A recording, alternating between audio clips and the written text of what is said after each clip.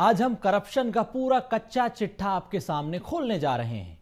मध्य प्रदेश में स्वास्थ्य विभाग प्राइवेट अस्पतालों के साथ मिलकर कमीशन खोरी का खेल कर रहा है।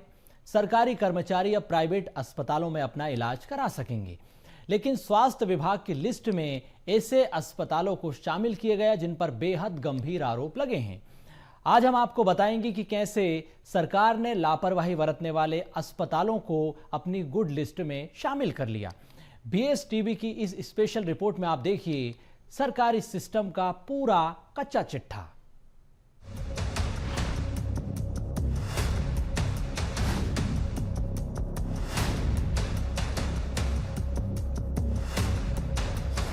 सरकारी सिस्टम की सांठगांठ का कच्चा चिट्ठा। सरकार की गुड लिस्ट में कितने गुनहगार। जिंदल अस्पताल में दम तोड़ती जिंदगी। अर्नब अस्पताल फर्जीवाड़े का जाल। मध्य प्रदेश में सरकारी सिस्टम में भ्रष्टाचार का नेटवर्क तैयार हो रहा है। प्रदेश की स्वास्थ्य व्यवस्थाएं वेंटिलेटर पर हैं। यही वजह है कि स्वास्थ्य विभाग सरकारी कर्मचारियों का इलाज प्राइवेट अस्पतालों में कराना चाहता है। विभाग ने सरकारी कर्मचारियों के इलाज के लिए 55 अस्पतालों की सूची जारी कर दी है, जिसमें ऐसे अस्पताल भी शामिल कर लिए गए जिन पर इलाज में गंभीर लापरवाही के आरोप हैं। चलिए जानते हैं जिन अस्पतालों पर लापरवाही के आरोप लगे हैं, सरकार ने उन्हीं करप्ट अस्पतालों को अपनी गुड लिस्ट में शामिल क्यों कर लिया। अस्पताल का नाम अर्नब हॉस्पिटल भोपाल। आरोप अस्पताल ने जिन्हें बताया कर्मचारी उनसे नहीं कराया काम। ललिता यदुवंशी, कांसीराम गुर्जर, रोजी प्रवीण की शिकायत। जब काम नहीं तो फिर नाम क्यों। अब सवाल, जब अस्पताल ने तीनों को अपना कर्मचारी बताया तो काम क्यों नहीं कराया। आखिर इतना बड़ा फर्जीवाड़ा करने वाले अर्नब हॉस्पिटल का नाम शासकीय लिस्ट में क्यों है। प्राइवेटी अस्पतालों को सरकार सूचीबद्ध क्यों कर रही है, जब सरकारी अस्पताल में वो चीज़ 100 रुपये में इलाज हो सकता है सरकारी कर्मचारी का, तो प्राइवेट में 1000 रुपये 2000 में करवाने के लिए कौन उसको रास्ता दिखा रही है।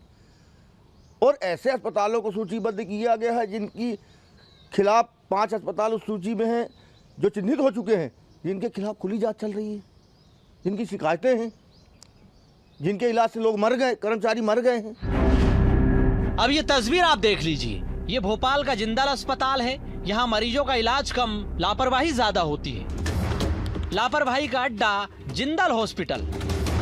जिंदल हॉस्पिटल में दम तोड़ती जिंदगी। 2024 में 23 साल की युवती की मौत। सीएमएचओ जांच में खुलासा, इलाज में लापरवाही से हुई युवती की मौत। अब सवाल ये कि जब जिंदल हॉस्पिटल में जिंदगी सुरक्षित नहीं है तो फिर सरकार की गुड लिस्ट में अस्पताल को शामिल क्यों किया गया। ऐसे अस्पतालों पर एक्शन क्यों नहीं लिया जा रहा है। तो सरकार को ऐसे, अभी तो 5 हुए चिन्हित, लेकिन 55 में से आधे अस्पताल ऐसे निकलेंगे जो अपने मापदंडों को पूरा नहीं करते और कर्मचारियों को बिल्कुल इस सूची से मतलब संतुष्टि नहीं है। इस सूची को पुनः जांच की जाए। ध्यान दीजिए तो भ्रष्टाचार और कमीशन खोरी की इस लिस्ट में 55 अस्पतालों के नाम शामिल हैं। इस लिस्ट में ऐसे कई अस्पताल हैं जिन पर गंभीर आरोप लगे हैं। इतना ही नहीं, कई मामलों में डॉक्टर और प्रबंधन पर आरोप साबित भी हो चुके हैं। वहीं अब सिसकियां खाते सरकारी सिस्टम की लिस्ट पर सियासत भी हो रही है।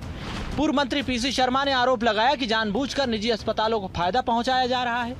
उधर बीजेपी भी कांग्रेस पर सियासत करने के आरोप लगा रही है। और ये इस तरह के जो डिसीजंस होते हैं उसी की वजह से छिंदवाड़ा जैसी जगह पे सिरप पीने से बच्चों की जान जाती है। इसी तरह से थैलेसीमिया वाले बच्चों को सतना में गलत खून दे दिया जाता है।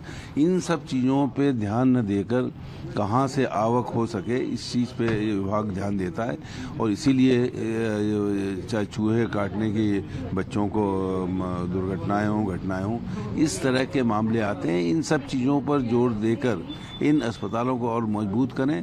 तो गवर्नमेंट के जो हॉस्पिटल है वहाँ तो करा ही सकते हैं, लेकिन कई बार दूर दराज के क्षेत्र में वो सुविधाएं नहीं हैं तो प्राइवेट की सुविधा और दी है। और इसमें आयुष्मान और इस प्रकार के अनेक, जब पूरे देश भर में मोदी जी की सरकार और भारतीय जनता पार्टी की सरकार ये कोशिश कर रही है कि इलाज के अभाव में किसी को परेशानी ना हो, तो शासकीय कर्मचारियों की भी चिंता की जा रही है कि इन सब अस्पतालों के अलावा भी आप प्राइवेट अस्पतालों में भी जाकर इलाज करा सकते हैं। फिलहाल स्वास्थ्य विभाग की जिम्मेदारी लोगों की जान बचाने की है, ना कि उन्हें जोखिम में डालने की। जो अस्पताल सवालों के घेरे में हैं, उनको सूची से बाहर करना चाहिए और सख्त कार्रवाई होना चाहिए। लेकिन सांठगांठ का नया सिस्टम भ्रष्टाचार को लेकर कटघरे में है। सवाल ये भी कि जब सरकारी बुनियादी ढांचा मजबूत है तो फिर प्राइवेट अस्पतालों पर भरोसा क्यों? क्या यह सरकारी ढांचे को कमजोर करने की साजिश है या फिर सिर्फ प्रशासनिक लापरवाही? अब देखना होगा कि सरकार आगे क्या कदम उठाती है। भोपाल से रंजन भगत की रिपोर्ट।